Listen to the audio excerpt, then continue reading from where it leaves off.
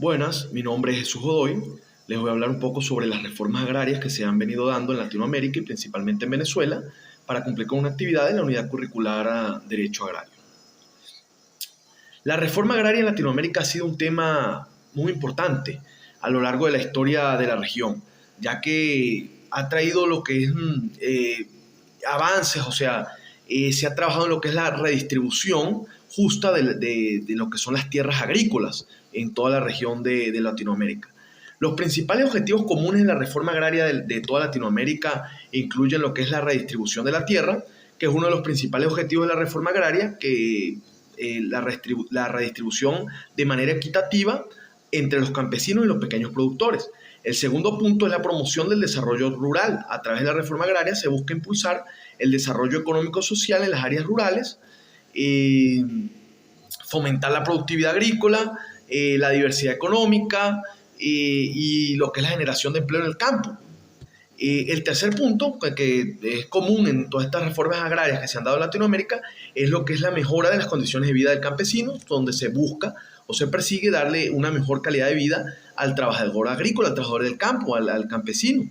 Y por último, un punto súper importante, que es lo que es la protección al medio ambiente. Se busca que sean unidades productivas con bajo impacto ambiental, donde la protección del medio ambiente y los recursos naturales sea fundamental.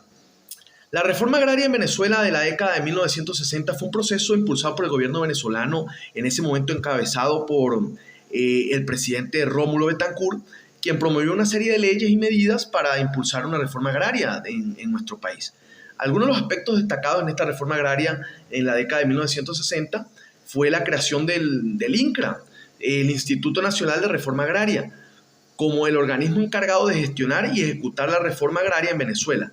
El INCRA tenía la tarea de identificar tierras aptas para la redistribución, asistir a los campesinos en el proceso de obtención de tierras y promover el desarrollo rural en el país. La distribución de tierras en esta reforma agraria del 60 se distribuyeron miles de hectáreas en todo el país entre campesinos y pequeños agricultores con el objetivo de aumentar la productividad agrícola, reducir la pobreza en el campo y mejorar las condiciones de vida de la población rural en esa época.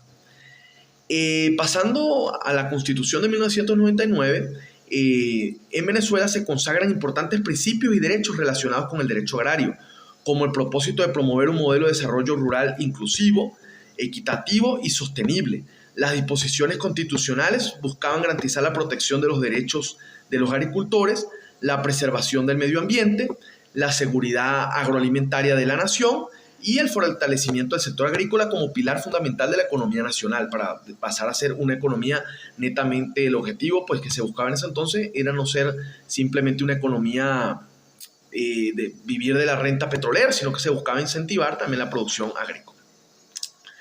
Por último, podemos ver acá un análisis sobre los aspectos principales que se dieron con un cuadro comparativo entre lo que fue la reforma agraria de 1960 y lo que fue la reforma agraria última que tuvimos, que fue la ley de tierras del año 2010 y que comenzó, que se dio.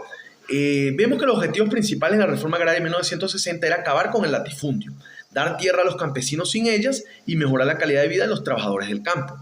En la ley de tierras del 2010, el objetivo principal era redistribuir tierras improductivas o mal utilizadas por los campesinos o mal utilizadas para dársela a los campesinos sin tierras, promover la producción agrícola y reducir la pobreza rural.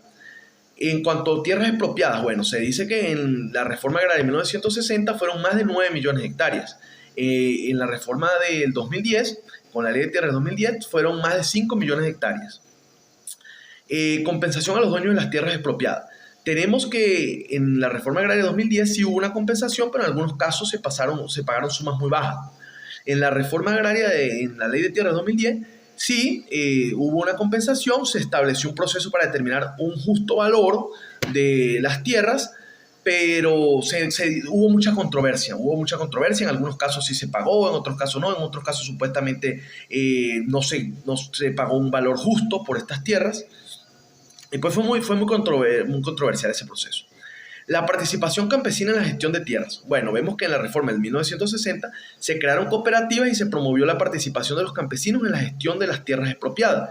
En la del 2010, en la ley de tierra 2010, se promovió la participación de los campesinos en la gestión de las tierras expropiadas, pero no fue un proceso tanto de cooperativas como las de 1960. Los resultados. Bueno, vemos que la reforma de 1960 tuvo un impacto significativo en la distribución de las tierras y la calidad de vida de los campesinos. También se dieron algunos casos de expropiación de tierras que eran productivas, entregadas a personas sin experiencia en la producción agrícola. En la ley de tierras 2010 tuvo un impacto menor que la reforma de 1960, pero se dio una redistribución de tierras improductivas, tierras que no estaban siendo producidas. Hubo una mejor situación para algunos campesinos sin tierra, tuvieron una mejor situación. Bueno, esto es todo lo que les iba a hablar. Muchas gracias.